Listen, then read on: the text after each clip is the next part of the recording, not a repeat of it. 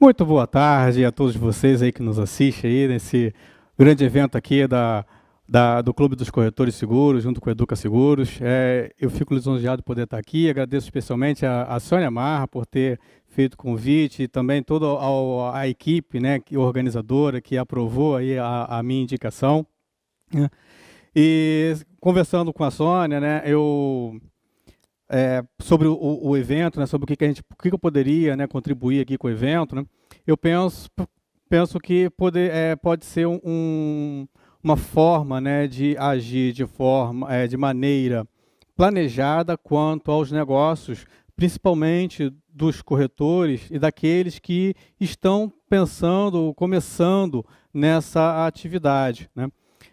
Será que para iniciar um negócio na área de seguros, né, é preciso de abrir uma empresa, né, para poder, né, prestar esse serviço, ou a gente pode começar de uma forma mais comedida, mais conservadora, trabalhando, né, no próprio CPF, né, como pessoa física, como profissional liberal, né.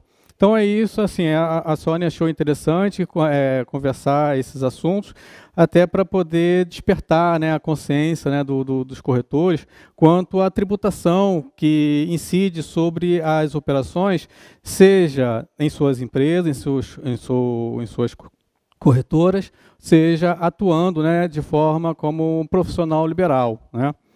Então, antes de iniciar, eu vou falar uma coisa que é comum a todos nós, que é o imposto de renda da pessoa física, né? Todos nós estamos sujeitos à tributação, né, sobre os nossos rendimentos que incide, né, com base aí no nosso CPF, né, como profissional liberal. Então, tem aqui a projeção, né, da tabela progressiva aí, que todo mundo, né, conhece, que já há anos que não é atualizada, né? Então, já está tão defasada, né, o cálculo aqui, essa faixa de isento deveria ser no mínimo, né, 2 vezes o valor que é hoje ali. E no próximo slide eu tenho um gráfico que demonstra, né, como que é o custo tributário, né, que incide sobre os nossos rendimentos enquanto pessoa física, né. Aí em cima, né, a gente vê nas barras em laranja, que são as alíquotas nominais, e a própria tabela progressiva nos concede, né, um valor para poder fazer uma dedução, né, para poder ser tributado cada faixa adequadamente. Então, a linha azul representa, né, o que incide de alíquota efetiva, imaginando que a pessoa, na sua declaração de ajuste, ela não tenha qualquer outro tipo de dedução, né. E aí o que nós vamos conversar, sendo um profissional trabalhando na pessoa física, qual o mecanismo, né, de que forma ela pode atuar de forma a baixar essa linha azul, para que essa linha azul seja menor, né? E eu trouxe, né, um vídeo também, acho que eu apertei 2 vezes. Eu trouxe também uma entrevista concedida pelo, então, né, gestor de corporativa da Receita Federal, e ele explica como que funciona, né, o processo de fiscalização nas declarações de imposto de renda da pessoa física, né? E aí eu peço aí para a produção, por gentileza, para soltar o vídeo para o pessoal. Como é que está evoluindo esse sistema da malha fina na Receita, Júnior? A malha fina ela inicia no momento que a declaração é recepcionada pela Receita Federal. Após as validações realizadas no âmbito do próprio contribuinte, no Programa Gerador de Declarações e no momento da entrega, inicia-se um novo procedimento de avaliação, onde mais de 87 verificações são feitas em cima da sua declaração, cruzando as informações apresentadas pelo contribuinte com outras informações já de posse da Receita Federal, de diversas declarações solicitadas às pessoas jurídicas e empregadores. Essas verificações analisam a consistência dos dados entre o que o contribuinte apresentou e outras informações da Receita Federal. Na identificação de divergências entre essas informações, a declaração é retida em malha para uma posterior avaliação por um auditor fiscal da Receita Federal. Além dessas verificações por cruzamento de dados, a Receita Federal também emprega técnicas chamadas de Business Intelligence, que são minerações de dados, avaliações com inteligência artificial, para busca por padrões comuns nas declarações, de modo que a gente consiga identificar quais são aqueles contribuintes que fogem ao padrão comum do meio onde ele está inserido. No momento que a gente identifica algo que foge do padrão, essa declaração também pode ser encaminhada para a malha, de modo a ser avaliada posteriormente pela Receita. Então, tem duas coisas aí que eu gostaria de destacar nesse comentário aí do Juliano, né? Primeiro que ele faz cruzamentos de dados, né, com as nossas declarações, com outras informações que ele recebe, né? E aqui o diagrama para exemplificar aqui quais são essas fontes de informação que a Receita Federal possui, né? É praticamente todo o mercado, toda empresa, pessoas que transacionam, né, seja informações financeiras, patrimoniais, né, essas empresas, no geral, são obrigadas a fornecer à Receita, a declarar essas movimentações para ela, e ela investiu em um supercomputador, né, uma gama de servidores, para justamente fazer o cruzamento desses dados, né. Esse servidor, esse conjunto de servidores é batizado de T-Rex, né? Só a título, né? Só para acrescentar, o Banco Central também tem também um baita servidor chamado Arpia, né? Que procede no mesmo sentido, né? Para poder fazer o cruzamento das informações financeiras, no caso nosso, né?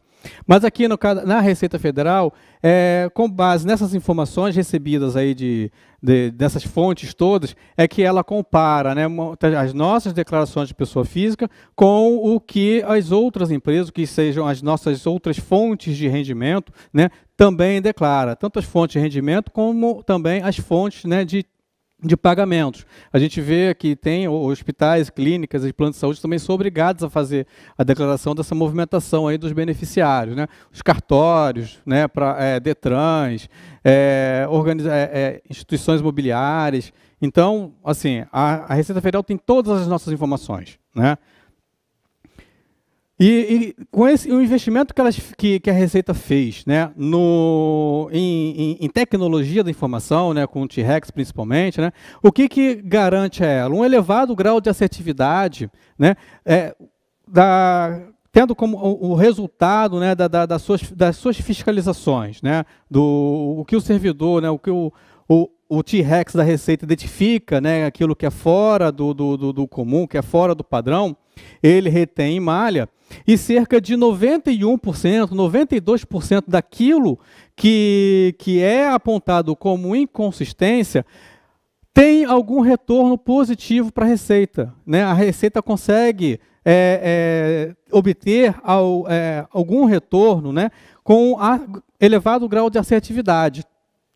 Esses retornos, assim, o que acontece, né, quando a pessoa recebe lá um aviso amigável ou uma notificação, né, qual é esse resultado, né? Ou é uma redução do imposto a restituir que a pessoa teria, né? Ou é um incremento do pagamento, né, do imposto de renda.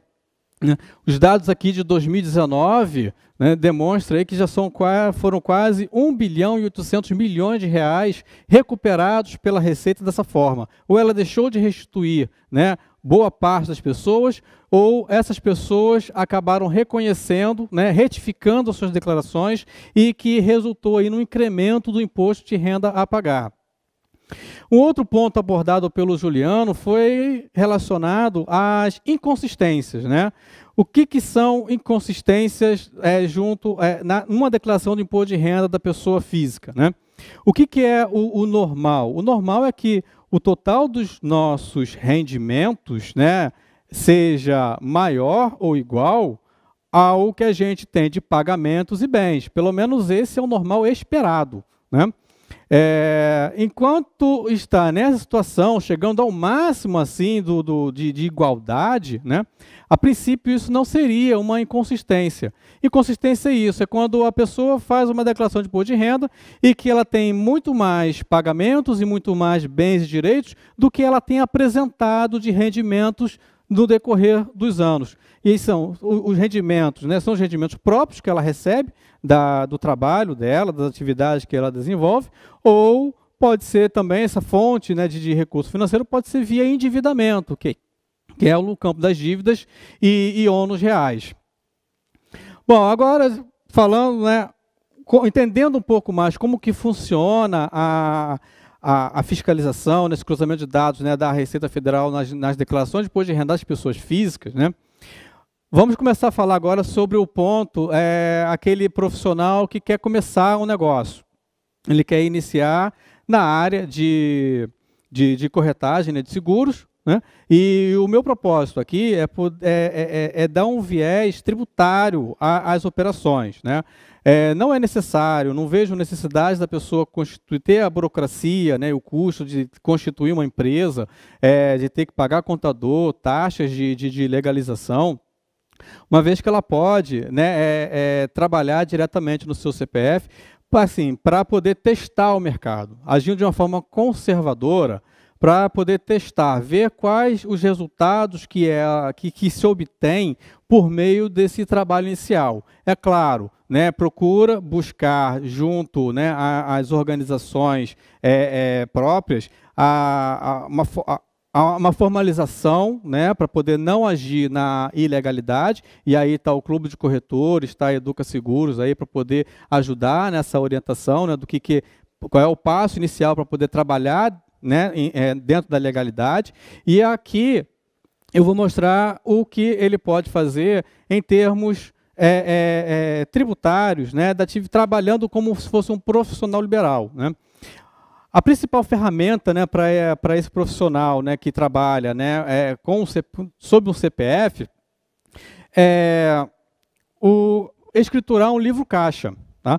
O livro caixa nada mais é do que um documento, né, seja físico ou digital, que a gente lança todas as nossas receitas, todos os nossos rendimentos e todos os nossos custos, despesas que são relacionados à atividade. Tá?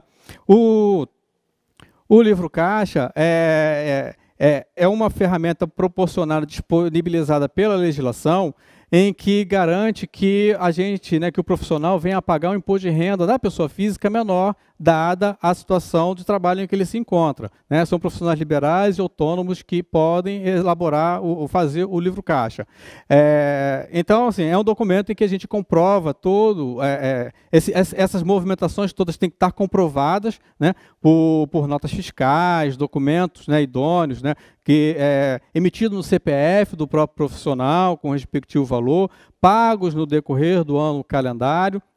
A Receita Federal também já disponibiliza um aplicativo em que a gente tem como escriturar todos esses lançamentos, né, de receita e despesas, né, dos rendimentos que a gente tem e as despesas da atividade que a gente tem. E esse aplicativo já até calcula, né, qual seria o imposto de renda a recolher daquele mês. Tem que recolher o imposto de renda mensal, se for o caso. Tá? Recolhe-se via carnê-leão. Tá? Isso se, uma vez escriturado, né, o livro caixa, né, e o recebimento que esse corretor tiver, não tiver retenção na fonte do imposto de renda, ele tem que fazer essa escrituração, ver se vai resultar em imposto de renda a recolher mensalmente em cartão leal ou se ele fica isento, né, desse recolhimento. Acredito que, assim, sendo as seguradoras a efetuar um pagamento, né, é esperado que ela faça a retenção na fonte do imposto de renda desse profissional. Né? E só porque ela fez a retenção na fonte, não significa que o profissional tem que deixar de fazer o livro caixa. Tá? Porque é justamente por meio do livro caixa em que esse corretor ele vai adicionar as despesas que ele teve da atividade na declaração dele de ajuste para poder ser restituído de todo o valor do imposto, de todo, grosso modo, né? Vai ser calculado o quanto que ele vai ser restituído daquele imposto de renda que foi retido na fonte pela seguradora. Então, é importante fazer, de qualquer forma, o livro caixa, mesmo que não tenha apuração do imposto a pagar ou que tenha o imposto de renda retido na fonte pela seguradora. Né? Façam, porque o valor que for escriturado no livro caixa vai ser transportado para a declaração de ajuste e aí vocês vão ter condições de fazer a restituição do valor que for daquele que havia sido retido durante o ano. Né? Quais são as despesas que a gente pode deduzir ali no livro caixa? Né? Bom, rendimento está sujeito também à contribuição previdenciária. Então, nós, como profissionais liberais, trabalhando, né, sob o livro caixa, estamos sujeitos a ter que recolher INSS a alíquota de 20%, né, mensalmente. Se eu contratar um funcionário, assim, apesar de trabalhar no CPF, né, profissional liberal pode contratar funcionários, né, ele vai ser equiparado à indústria. Perdão, ele vai ser equiparado a uma empresa, né? É que eu tenho o hábito de falar, né, equiparado à indústria, né, quando é distribuidoras que mandam remessa para industrialização por encomenda. Bom, mas voltando, eles são equiparados à empresa.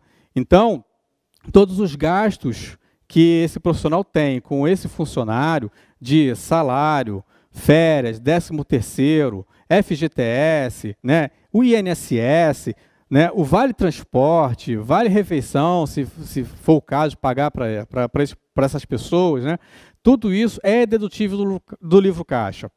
Né? Honorários pagos a terceiros, né? Isso é um exemplo de quando você faz uma subcontratação. Né? Um exemplo aqui, eu tenho conversado com a Sônia Marra, né, uma parceria de trabalho para trabalhar seguro de proteção societária. Né? O seguro de proteção societária tem aquela finalidade de resguardar a empresa, né, quanto ao falecimento, a uma fatalidade junto a algum sócio. Né? E assim, a pergunta que fica é qual vai ser o valor da apólice de seguro desse sócio? Né? Eu penso que existem 3 formas de se atribuir esse valor. Primeiro, aleatoriamente, que eu nunca recomendo. Né? Pensa-se num valor, pode ser tantos mil reais. E aí faz a apólice, ok. Outro critério, né, é trabalhar com base no balanço patrimonial.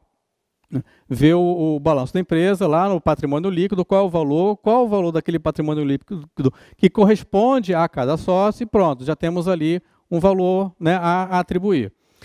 Uma terceira forma de se calcular é fazer um valuation da empresa. Né? Você fazer o cálculo, né, de quanto que vale a empresa e aí, sabendo quanto que vale a empresa, sabe quanto que vale a cota, né, ou a participação de cada sócio. Entendo que seja uma maneira mais até assertiva, porque já está olhando para frente, inclusive. Então, assim, se a Sônia me contrata para poder fazer essa avaliação, né, o pagamento que ela faz a mim, ela pode abater depois lá no imposto de renda. Né? Ser um exemplo, né, de honorários que são pagos a terceiros que a gente pode abater também, pode aproveitar no livro caixa. Né? E, por fim, também a gente utiliza no livro caixa as despesas de custeio. Tá? Quais são as despesas de custeio? São todas aquelas que estão relacionadas à atividade profissional. Tá? Elas têm que ser realizadas durante o ano, tá? e têm que ser absolutamente necessárias para a manutenção da fonte geradora desse rendimento. Tá? Exemplos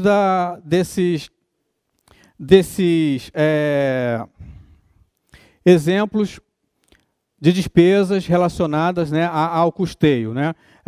Imaginando que o corretor tenha um escritório, né, que pague o aluguel do escritório, que pague o aluguel do escritório, conta de luz, energia elétrica, condomínio, né, despesa de manutenção, reparo, né, sendo o local alugado.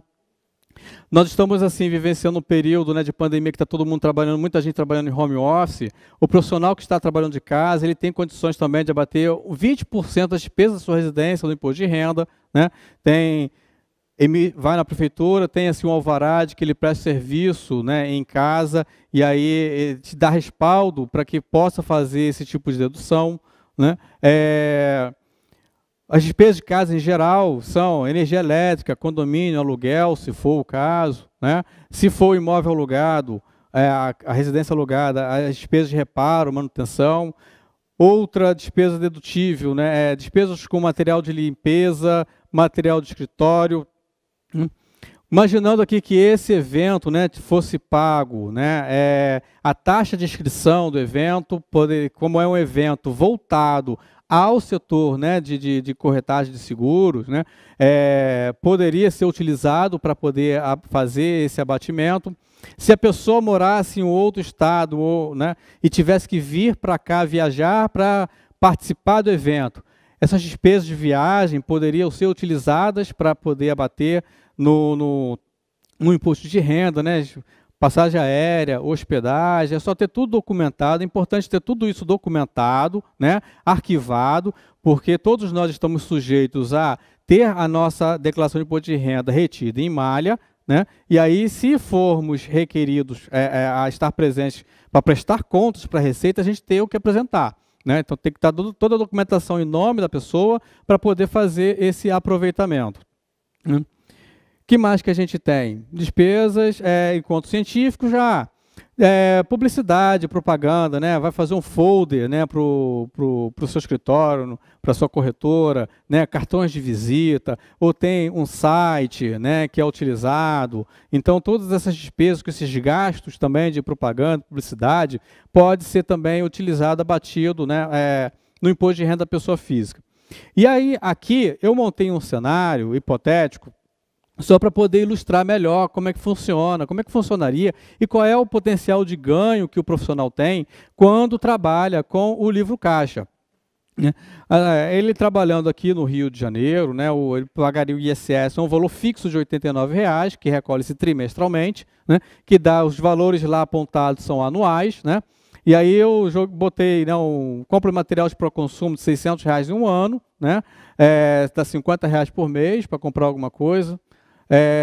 Contribuições aos órgãos de classe, né? Acho que eu peguei a anuidade do conselho, do sindicato, agora não me lembro ao certo, né? Despesa de propaganda, ele faz lá o AdWords dele, tem manutenção do site, tem folder, tem alguma coisa para fazer, participação de congresso, despesa local aqui, eu imaginei ele trabalhando num coworking, né? Tem uma estação exclusiva lá de coworking, paga R$ 1.000 por mês, e um trabalho da contabilidade, né, se for o caso dele querer que um profissional venha escriturar, fazer esse livro caixa, esse trabalho para ele. Então ele tem um gasto anual ali de R$ 20.600 por ano, né? E aí aqui eu montei aqui os dois cenários, né, para poder demonstrar, né, o quanto de imposto de renda ele está pagando a mais por deixar de fazer o livro caixa, né? Aqui ele paga R$ 18.540 só com os rendimentos dele, imaginando aí que ele fature, né, R$ 12.000 no ano, não, R$ 120.000 no ano, né, e aí ele estaria sujeito, né, a R$ 14.000 de contribuição previdenciária, que essa previdenciária, né, se ele recolhendo, ele pode já bater lá na contribuição, na declaração de ajuste anual dele, e aí R$ 18.000 de imposto de renda a pagar, sobra para ele quase R$ 68.000 no ano, tá? Se ele fazendo o livro caixa, né, ele já tem uma economia aí de cerca de R$ 6.000, né, passaria a pagar R$ 12.000 de imposto de renda, né, e lhe sobraria aí R$ 71.000 para... São mais, assim, R$ 4.000 que ele tem, né, sobrando caixa. Quem é que hoje não quer economizar no final do ano R$ 4.000, né? Bom, estamos falando agora...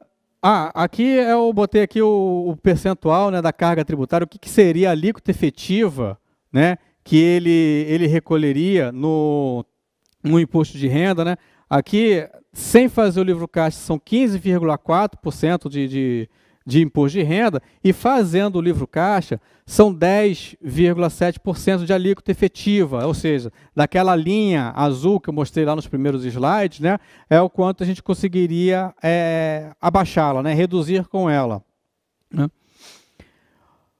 E aqui eu montei um segundo cenário que mostra esse profissional trabalhando com um funcionário, tá? Ele contratou uma pessoa para poder ajudá-lo, né, na inserção das propostas junto às seguradoras, fazer o follow-up junto ao cliente, organizar a agenda. Ele paga ali R$ 1.200 por mês para essa pessoa, né?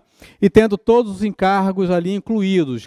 Quais são esses encargos? Férias, 13º, INSS, FGTS, são esses encargos que eu considerei aqui. E o restante é o mesmo, é a mesma estrutura, diferença das despesas com o local, né, que aí agora ele trabalha no cowork com duas posições, né? Então aí paga aí R$ 21.600 no ano nesse coworking.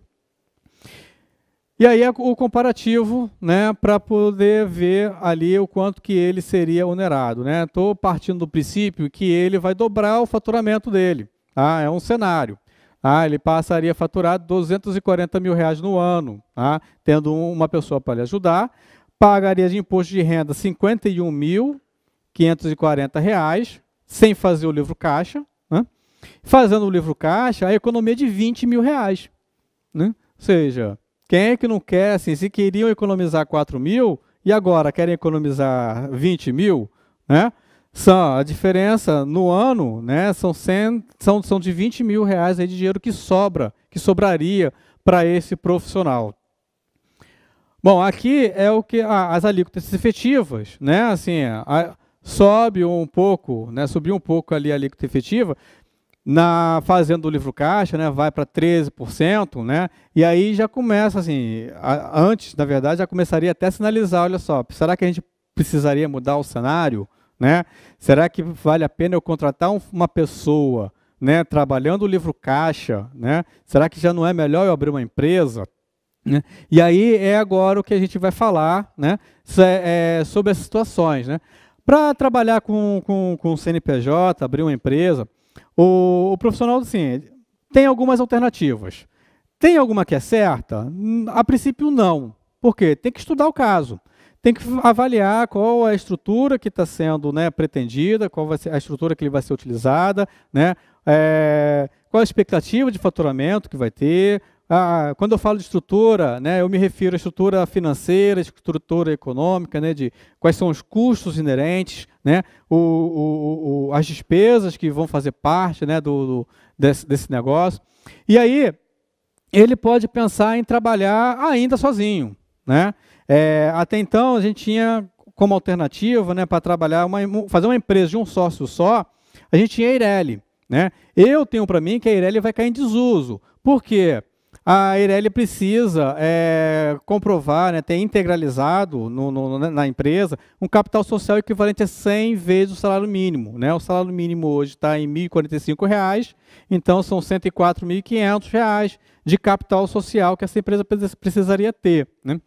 Com a lei da liberdade econômica, né, abriu-se a possibilidade do profissional trabalhar como uma sociedade unipessoal. Né? Essa sociedade é uma sociedade limitada de um sócio só e não tem limite, restrição quanto ao valor do capital social dessa empresa. Tá?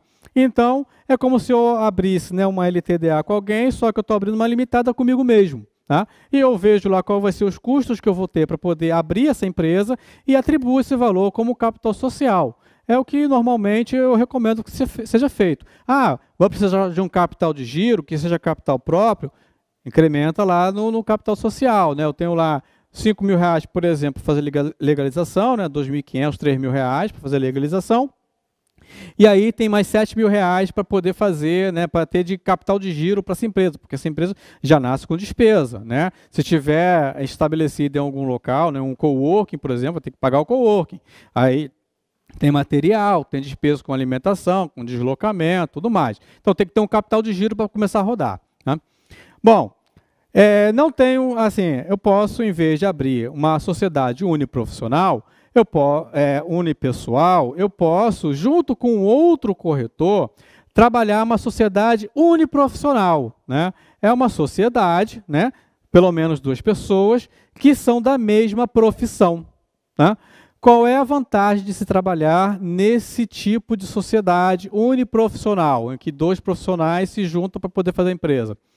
O ISS, normalmente, ele é recolhido, ele é apurado com base no percentual sobre o faturamento. Né?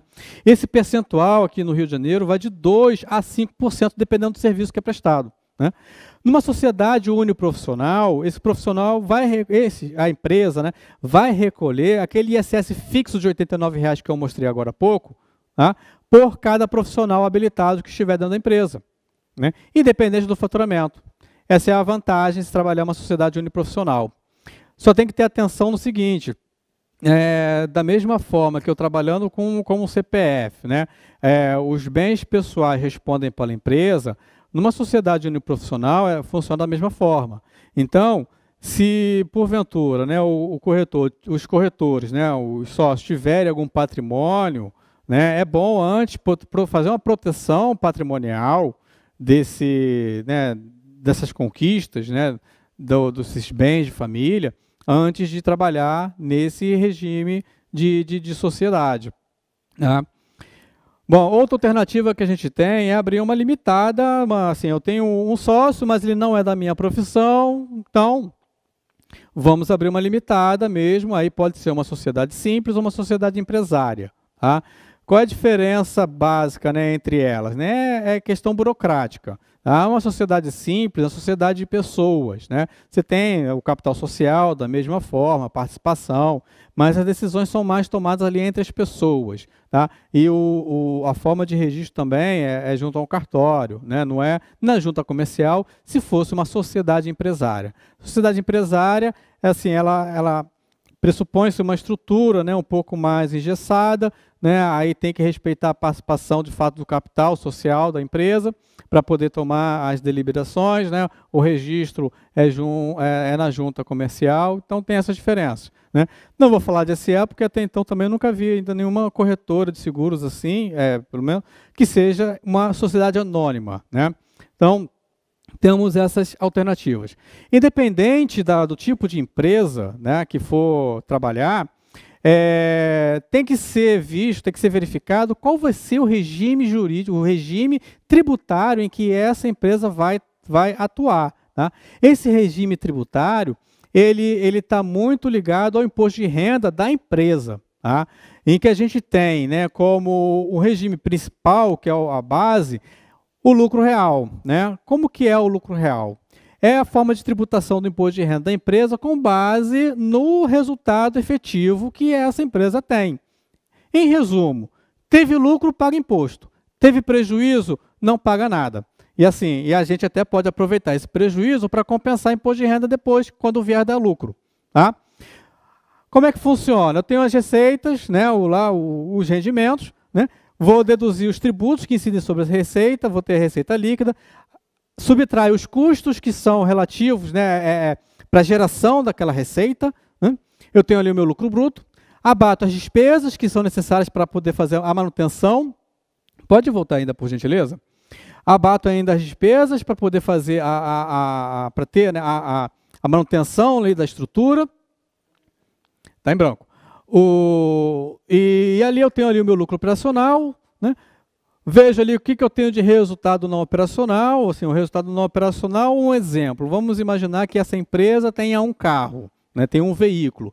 E a empresa, né, o profissional, a empresa resolve vender aquele veículo. A atividade dela não é compra e venda de veículos, né, mas ela vendeu o veículo. Então, é se apurado, né, se houve ganho de capital ou não nessa operação, para poder computar ali, entrar naquela linha de resultado não operacional. E ali eu tenho lucro antes do imposto de renda. A legislação obriga, né, a efetuar alguns ajustes. Tá? Tem alguns ajustes a serem feitos. Realizados os ajustes, eu tenho ali qual vai ser a base de cálculo do imposto de renda.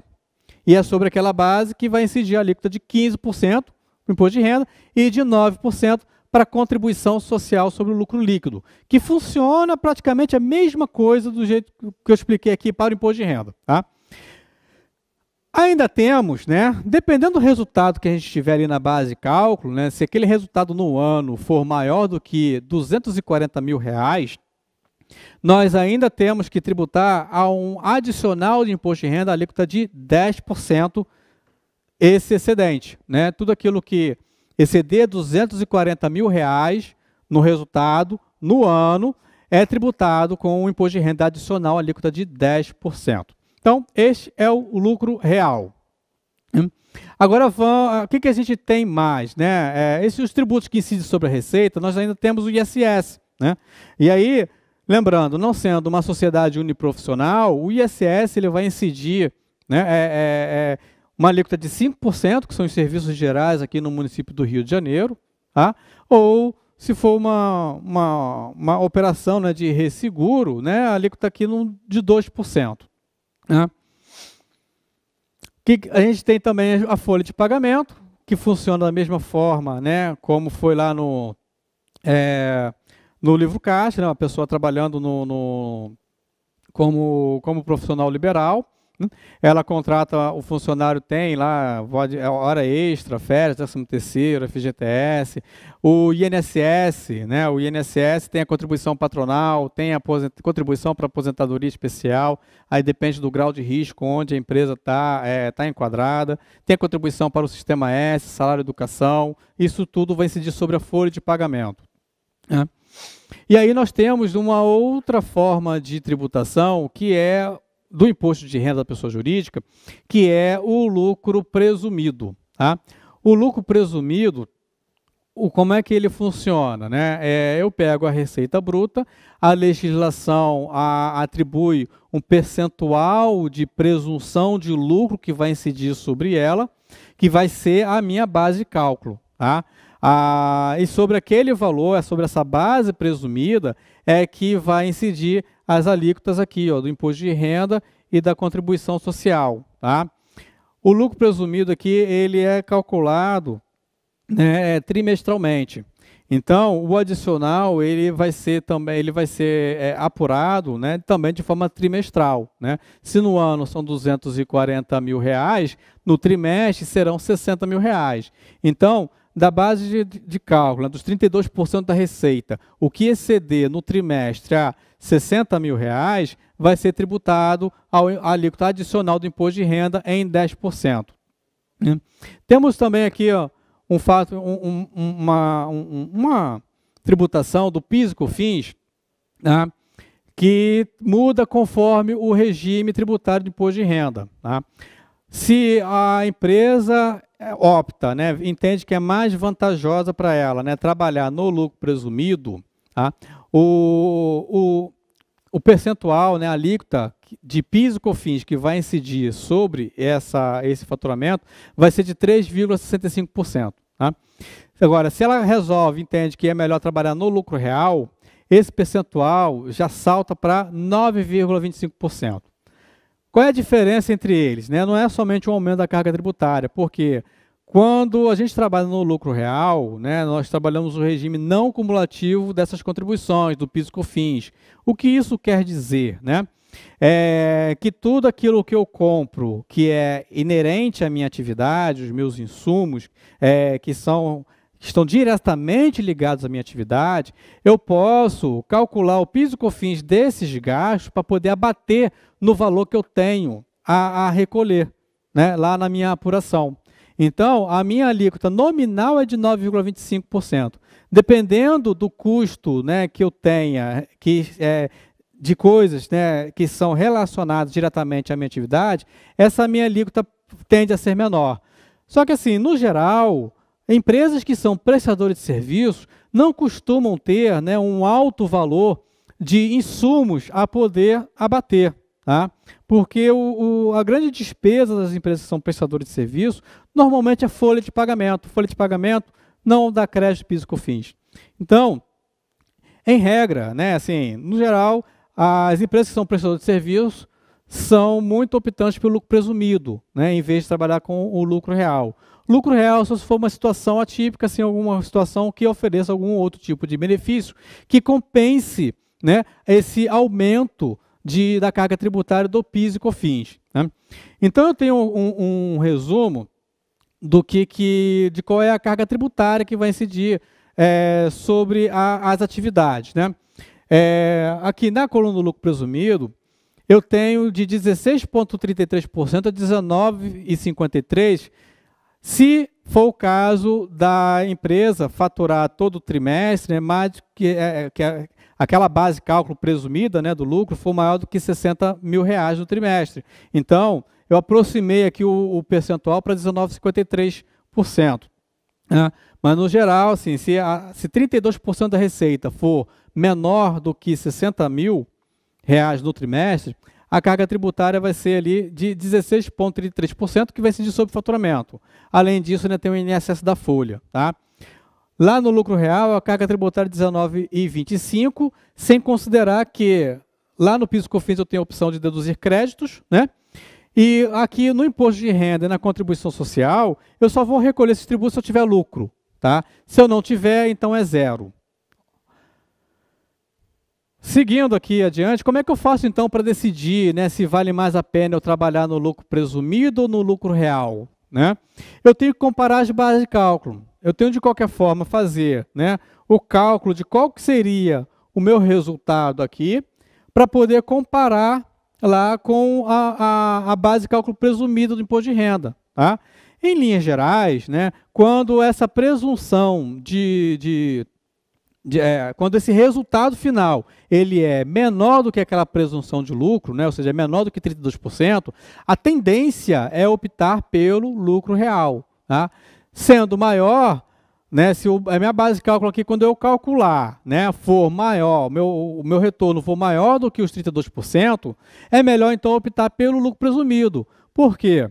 Porque independente, assim, se eu estou ganhando mais do que 32% aqui dessa minha base de cálculo, eu só vou ser tributado em 32% da receita. Né? Eu posso ter aqui, ó, essa margem aqui pode ser de 50%, mas se eu sou optante pelo lucro presumido, eu só vou ser tributado no imposto de renda a 32%. Né? Assim, o 32% vai ser minha base de cálculo, que eu quero dizer. Né? Não vai ser sobre o resultado. Certo? Essa é uma forma que a gente tem para poder fazer uma primeira avaliação se vale a pena um regime tributário ou outro. Tá? Bom, como terceira opção, né, além do lucro presumido, né, do lucro real, as empresas têm a possibilidade ainda de serem optantes pelo Simples Nacional. Né? O que é o Simples Nacional? É um regime tributário, né, optativo a pequenas empresas no caso que faturam no ano até R$4.800.000, né? E que ela pode recolher em uma única guia, em um único vencimento, todos os tributos ali que eu mencionei aqui agora há pouco, né? Incluindo o INSS da folha, no caso aqui dos serviços que são prestados pelos corretores de seguros, né? Então, todos esses tributos eles são recolhidos em uma única guia e um único vencimento. Eu deixo de ter múltiplas guias, né, em diversos vencimentos e passo a ter uma coisa só. É a única coisa que o Simples tem de simples. Porque tem diversos requisitos, né, que devem ser analisados na legislação para entender se a empresa pode ou não ser optante, tá? Mesmo ela sendo de pequeno porte, né, tendo faturamento menor do que R$4.800.000. Tá? Tem algumas situações que você quer analisar caso a caso para entender se enquadra ou não. Tá? Se enquadrando, né, como é que é essa carga tributária? Né? Essa carga tributária não é fixa. Tá? Ela varia, tende a variar todo mês conforme o faturamento. Porque o cálculo da alíquota que vai incidir sobre o faturamento, sobre essa receita bruta, ela vai ser esse cálculo vai ser realizado mensalmente, porque sempre se olha a receita bruta acumulada nos 12 meses anteriores. Né? Identificou, né, calculou o valor da receita bruta nos 12 meses anteriores, vê em que faixa se encontra para poder determinar a alíquota efetiva. Né? Eu mostrei o exemplo, né, do faturamento de R$240.000 no ano lá para aquele profissional. Se fosse aqui no Simples Nacional, ele estaria aqui na segunda faixa. Então, eu pegar 240.000 vezes a alíquota aqui, que está aqui nominal, menos a parcela a deduzir, divido pela receita bruta anual, novamente, nos 12 últimos meses, para poder obter a alíquota efetiva. É aquela alíquota que vai ser aplicada, né, que vai ser utilizada para calcular, apurar o simples a ser recolhido naquele mês. Aqui está o exemplo, né, que eu calculei justamente com esse faturamento de R$240.000. Tá? Vocês têm essa projeção? Que eu peguei os 240.000 vezes a alíquota de 11,2%, subtrair da parcela a deduzir, exatamente, né? Subtrair da parcela a deduzir de 9.300, dividir novamente pelo faturamento acumulado, e ali, olha só, eu tenho uma alíquota efetiva de 7,3%. E aí, aqui eu estou calculando qual é o valor do Simples que, em média, esse profissional recolheria, né, R$17.520. Tá? Aqui a empresa trabalhando no Simples Nacional. Então, todo mês tem que calcular qual vai ser a alíquota. Tá? Então, em resumo, né, no lucro real, a gente tem, né, o recolhimento dos tributos em múltiplas guias, né? A apuração do imposto de renda da empresa, né, e da contribuição social é conforme o lucro, né? Se deu lucro eu recolho, se deu prejuízo eu não pago imposto de renda, pelo contrário até compenso o prejuízo, né? O INSS vai incidir sobre a folha e o PIS/COFINS é não acumulativo, uma alíquota nominal de 9,25%. Sendo no lucro presumido, o recolhimento dos tributos também é por múltiplas guias, né? Tem diversas guias em diversos vencimentos, né? A apuração do imposto de renda independe do lucro, não importa o meu resultado, eu vou tributar conforme a receita, né? E aí eu tenho uma carga tributária aí de 16,33%, sem aquele adicional, né? E o PIS/COFINS é no regime cumulativo, a alíquota de 3,65%. No Simples Nacional, eu tenho o recolhimento dos tributos em uma única guia, tá? A apuração do imposto de renda é conforme a receita bruta, da mesma forma o INSS da folha, vou recolher conforme a receita, tá? E o PIS/COFINS também vai ser conforme a receita, tá? Esse é o resumo aqui dos regimes tributários. E aí eu montei aqui um terceiro cenário para poder, né, a gente poder ver como é que funcionaria isso na prática, né? Observem que é a mesma estrutura que eu estou considerando, tá? Só que eu estou adicionando aí que que esse profissional, né, recebe um prolabore de um salário mínimo por mês. Eu sempre recomendo que tenha pelo menos que receba o prolabore de pelo menos um salário mínimo, tá? Isso aí para não ter uma confusão depois no rendimento, que recebendo tudo como dividendo, né, e a Receita Federal acabar entendendo o que é remuneração e ter que tributar aquilo. Então, bota lá um prolabore como remuneração, tá? E aí a diferença recebe lá como lucro, como dividendo, que é isento de imposto de renda. Tá? Então, esse aqui é o cenário que eu acrescentei, e aí eu trago aqui a demonstração do resultado, né?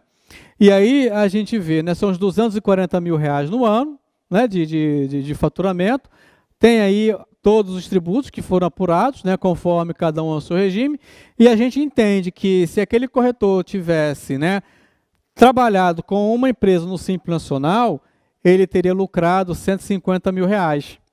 Mas observe que o que ele lucrou lá no livro caixa, que foi 121 mil reais, né, ainda é maior do que ele trabalhando no lucro presumido.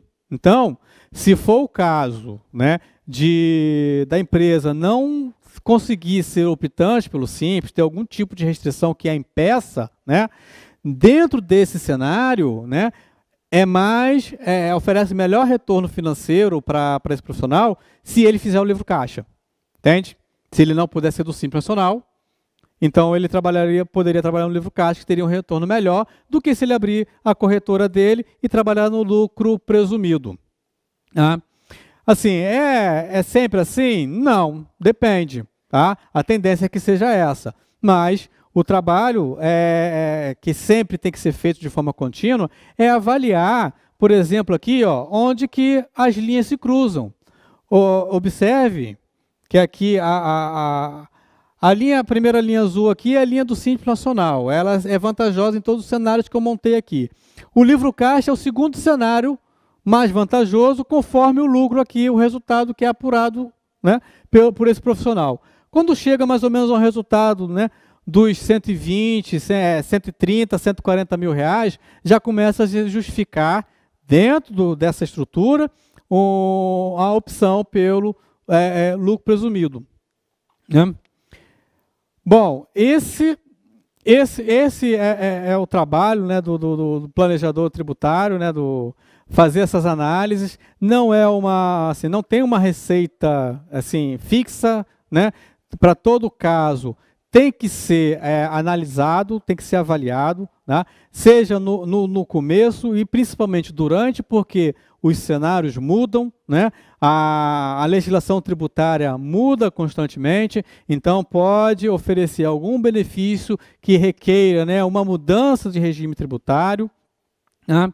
E aqui eu tenho aqui uma frase final que está até alinhado, né, com o que talvez que a Bruna falou ontem, né, da Mega Luz, né? Assim, quando a gente faz as coisas, né, de forma planejada, temos melhores previsibilidade dos resultados a serem alcançados, né? E eu observo que muitos profissionais, muitos empresários, eles não têm o hábito de se planejar, né? E o planejamento, ele é fundamental para qualquer estratégia, né? A gente tem que ter mapeado ali, né, onde que a gente vai, né, quais são os caminhos que a gente deve seguir e acompanhar também, porque se a gente não acompanha, a gente não controla. Bom, gente, eu gostaria de mais uma vez agradecer aqui a Educa Seguros, né, ao Clube de Corretores. Muito obrigado por vocês me ouvirem, né? E agora, o que eu faço? Eu peço a vinheta? Bota a vinheta aí.